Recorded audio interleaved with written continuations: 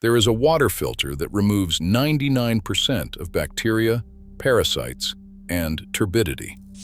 It requires no electricity, no cartridges, and no membranes. Settlers crossing the American frontier built it in a wooden barrel. It ran for decades without maintenance. Modern homeowners spend $5,000 on systems that fail in 6 months without a factory part. We did not abandon this filter because it stopped working. We abandoned it because a filter that never needs replacing does not generate quarterly revenue. A system built from sand and charcoal cannot be patented or sold on a subscription plan. This is the story of the biological slow sand filter, the self-regenerating purification system that cleaned entire cities for over a century, and the consumer filtration industry that buried it.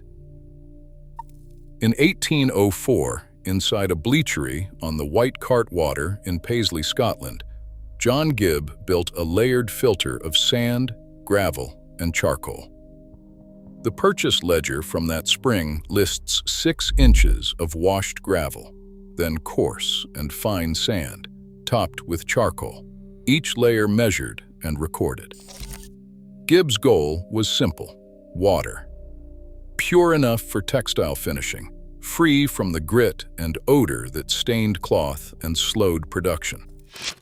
That summer, the Paisley Gazette mentioned a new water purifying device, noting the clarity of the water it produced. A surviving letter to the town council offered a demonstration before the health committee, hinting at the filter's promise for public use. No original drawings from Gibb remain, but a later engineering handbook preserves the sequence: gravel, coarse sand, fine sand, charcoal, all packed into a wooden trough. Oral accounts credit the filter with saving lives, though the only hard evidence is a mortality register. Deaths among mill workers fell from 12 to 2 per month in the quarter after the filter began running. By 1829, London's Chelsea Waterworks Company faced a crisis. The Thames, thick with sewage, fueled outbreaks of cholera. The Chelsea board hired James Simpson to design a municipal slow sand filter. Construction diaries detail the process: excavation, then a bed of coarse gravel topped with 1.2 meters of fine sand, left to settle for a month. Surviving engineering plates from the Thames Water Museum show the same ratios Gibb used, layer after layer, each material chosen for its role in straining and supporting what would become a living surface film. Chelsea's municipal records tracked weekly water tests after the filter's launch. Turbidity and visible impurities dropped by 90%. The Board of Health's 1833 report recorded cholera deaths falling from 32 to 7 per 10,000. The Lancet echoed the findings, and local diaries described water that ran clear and no longer caused the great bellyaches that plagued our children. The Chelsea filter ran for 30 years with only minor sand top-ups and surface scraping. Its design, scaled up from Gibb's experiment, became the model for cities across Britain, Europe, and North America.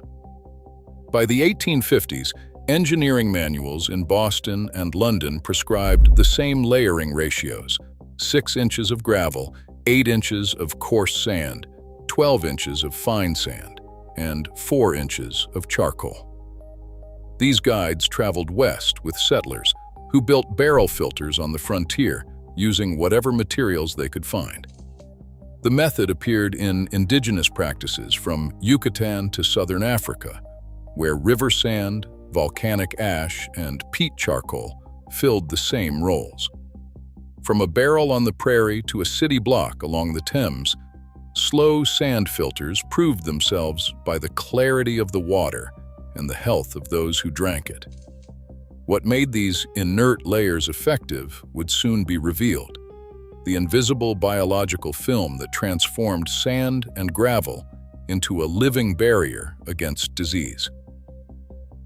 Beneath the surface of a slow sand filter, a thin, living film forms within days, a schmutzdecke, dense with bacteria, protozoa, algae, and fungi.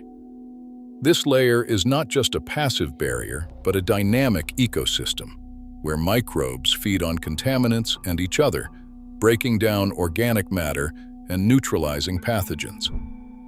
As water seeps through the sand, the schmutzdecke captures suspended particles and pathogens, while predatory microbes hunt harmful bacteria and protozoa. Their metabolic byproducts further degrade organic pollutants and help suppress viruses, making the filter far more than a simple sieve.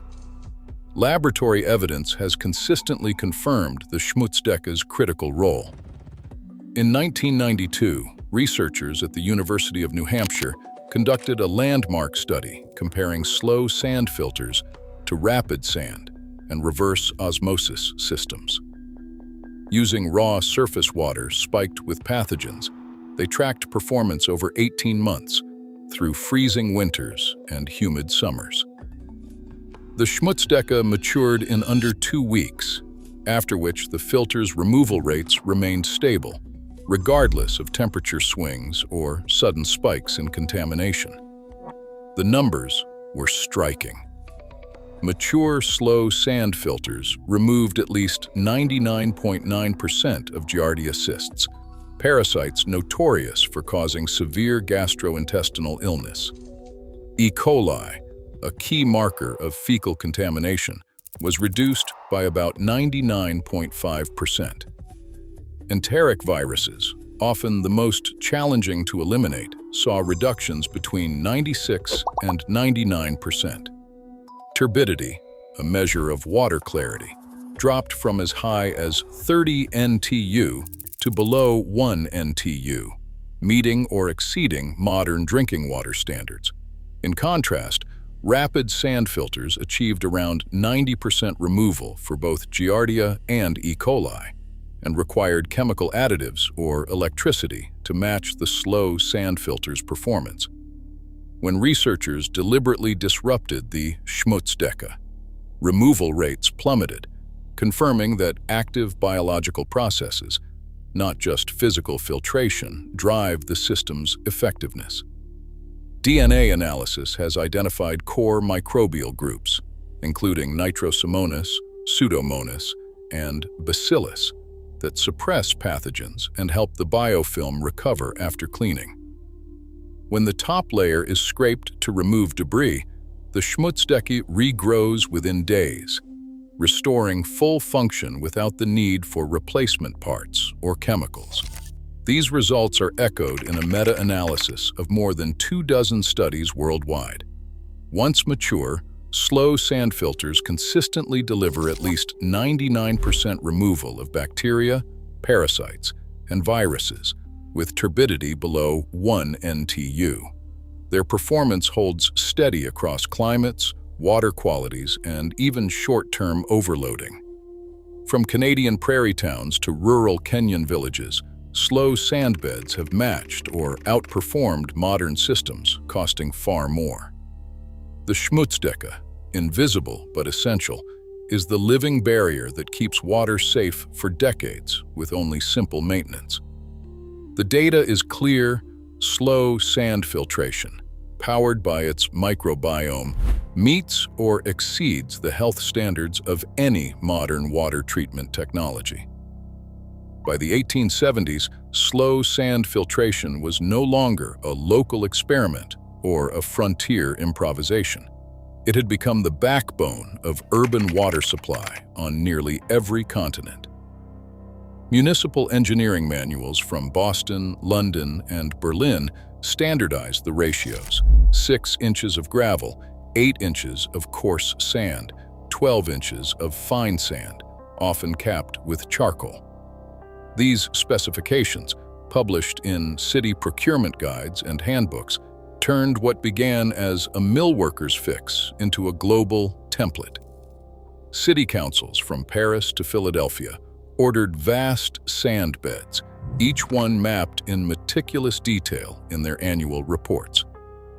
Amsterdam's Amstel plant, opened in 1874, treated 100 million liters a day, its filter fields stretching toward the horizon.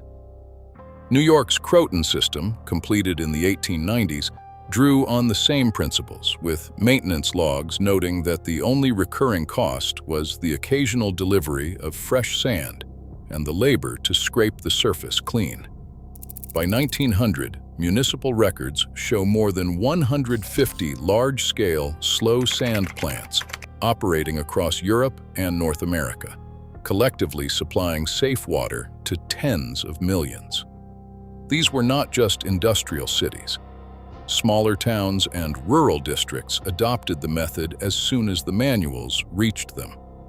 The 1883 Sanitary Commission of Bombay recommended locally sourced laterite and river sand, and colonial engineers in West Africa adapted the design to volcanic soils and peat charcoal. In each case, the core principle remained unchanged: gravity-driven water, a living biological layer, and no reliance on chemicals or electricity. The scale of adoption is preserved in the paperwork of the era. London's Metropolitan Board of Works published weekly water quality bulletins showing turbidity and bacterial counts dropping to levels that rival modern standards. Municipal health officers in Berlin, Paris, and Chicago filed annual reports crediting slow sand beds with the sharp decline in typhoid and cholera deaths. Engineering News Record, the industry's leading journal, ran features on the construction and operation of these beds, describing them as the gold standard for public health. This period, spanning from the 1830s to the 1950s, was the golden age of slow sand filtration. In city after city, the same pattern repeated: a one-time investment in local materials, decades of reliable service, and water that met or exceeded the best available safety benchmarks. The institutional consensus was clear. Technical handbooks from the United States, Britain, and India all recommended the slow sand system as the default for any municipality with access to sand and gravel. What stands out in the archival record is the absence of proprietary parts or patented consumables. The engineering drawings and city council minutes list only sand, gravel, and labor. Maintenance schedules prescribed surface scraping every few months, not the replacement of costly parts. Municipal budgets show minimal ongoing expense and no revenue streams for outside suppliers. By the mid-20th century, slow sand filtration was so entrenched that it appeared in the plumbing codes and public works curricula of dozens of countries. Its presence was so widespread and its results so consistent that for nearly a century, no serious alternative could match its combination of performance, longevity, and simplicity. This was the height of its reign, a time when the world's water ran clear, not because of chemicals or cartridges, but because of a living layer of sand, gravel, and time. Patents redrew the map of American water treatment in the early 20th century.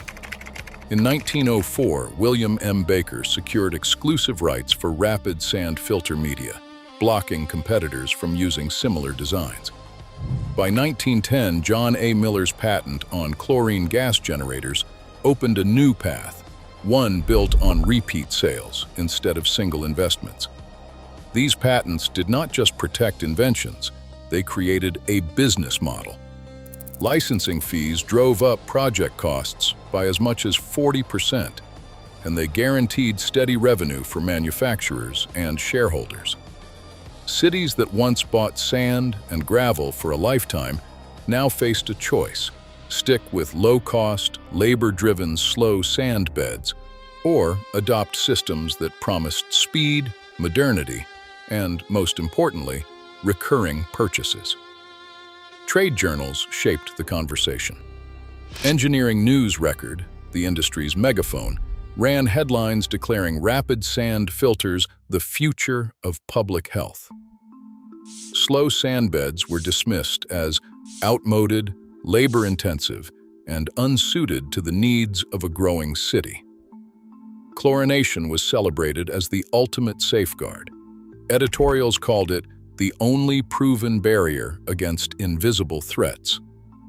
Between 1900 and 1935, slow sand filtration barely appeared in the trade press, just two brief mentions, both relegated to the margins and framed as relics. Inside corporate boardrooms, the strategy was clear. 1923 memo from American Water Works Company stated, "The sale of chlorine tablets and cartridge replacements will provide steady cash flow, whereas sand filters are a one-time capital expense." The logic spread quickly. By the late 1940s, hardware catalogs listed chlorination kits and cartridge filters as standard equipment. Sand filter kits, once the backbone of municipal supply, appeared only as a curiosity in a single 1950 brochure. Plumbing schools in New York and Chicago shifted their focus, devoting weeks to chemical dosing and cartridge installation, while slow sand methods were reduced to a historical footnote. The numbers reveal the scale of the shift. American Water Works Association surveys show rapid sand and chlorination systems climbing from 12% of municipal projects in 1960 to 68% by 1980. Slow sand installations dropped from a quarter of new builds to less than 5%. The price gap was stark. Rapid sand and chemical systems cost about 4 times as much as slow sand beds. Yet the real profit came from consumables, chlorine, replacement cartridges, proprietary membranes. Each sale locked cities and homeowners into a cycle of recurring purchases. Cartridge sales alone now drive a global residential filtration market worth over $20 billion a year. Retailers followed the profits. By the 1970s, supermarket shelves and hardware aisles overflowed with branded filters, each promising pure water and each requiring a new cartridge every few months. Plumbing codes and trade manuals shifted, emphasizing the skills needed to install and maintain these devices. The zero-waste slow sand filter, unpatentable, unbranded, and unprofitable, vanished from curricula and markets alike. The economic logic that swept slow sand beds aside was spelled out in corporate memos, patent filings, and trade journal endorsements. The shift was not about performance, but profit, a product that could be sold, resold, and replaced year after year. The cost was measured not just in dollars, but in the quiet disappearance of a technology built to last. Every gallon of water produced by a typical home reverse osmosis system sends 2 to 4 gallons straight down the drain. Multiply that by millions of households, and the waste becomes staggering. According to life cycle assessments, American cartridge filters alone generate about 300,000 tons of plastic waste every year, most of it destined for landfills, where it will linger for centuries. Each household reverse osmosis unit draws enough power to emit around 30 kilograms of carbon dioxide annually, a hidden energy cost that rarely makes it onto the box. But the losses do not stop at water and plastic. The World Health Organization has issued a warning about long-term consumption of demineralized water, pointing to risks of mineral deficiency and electrolyte imbalance. Unlike slow sand filtration, which leaves calcium and magnesium intact, modern systems strip every trace of natural mineral from the water. The real price of convenience is measured in wasted resources, lost minerals, and a mountain of discarded plastic, costs that never appear on a store receipt, but accumulate in the environment and in the bodies of those who drink the water. 12 municipal slow sand plants still serve communities in the United Kingdom, the Netherlands, and Scandinavia. In Oslo, the Grorud filtration plant opened in 2019, using a dual-stage slow sand system to deliver drinking water to a green neighborhood, removing 99.9% of pathogens without chemicals or electricity. In the Netherlands, Haarlem's waterworks relies on sand and charcoal beds to treat nearly 200,000 cubic meters per day, a process unchanged in its essentials for over a century. These are not relics, they are living infrastructure, quietly outperforming modern alternatives. The Center for Affordable Water and Sanitation Technology, known as KAUST, has taken the principle further. Over 1.2 million biosand filters, portable household-scale versions of the original design, now operate in more than 60 countries. In Kenya alone, monitoring of 30,000 households revealed a 71% drop in diarrheal disease within a year of installation. Dr. David Manns, a leading authority on water treatment, calls slow sand filtration the most reliable, lowest cost, and most sustainable technology for producing safe drinking water. His point is simple: where electricity and chemicals fail, sand, gravel, and a living biofilm keep working. The knowledge persists, not as nostalgia, but as a blueprint for resilience. Resilience in water infrastructure begins with rethinking the rules that sidelined lasting solutions. Procurement policies can reward durability by favoring systems with proven multi-decade lifespans, and life cycle cost analysis must count not just the purchase price, but also plastic waste, replacement parts, and energy use over time. Incentives can be redirected, offering subsidies or low-interest loans for zero-consumable technologies like slow sand filters, shifting the balance away from disposable cartridges and toward systems that regenerate themselves. Local manufacture of sand, gravel, and charcoal beds builds supply chain independence, reducing reliance on patented imports and keeping maintenance skills within the community. Education is the final link. Plumbing codes and trade schools can restore slow sand design and maintenance to their curricula, ensuring the next generation knows how to build, operate, and repair the most enduring water treatment systems ever devised.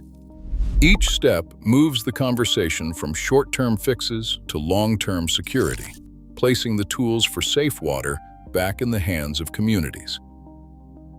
Today, the biological slow sand filter quietly protects millions.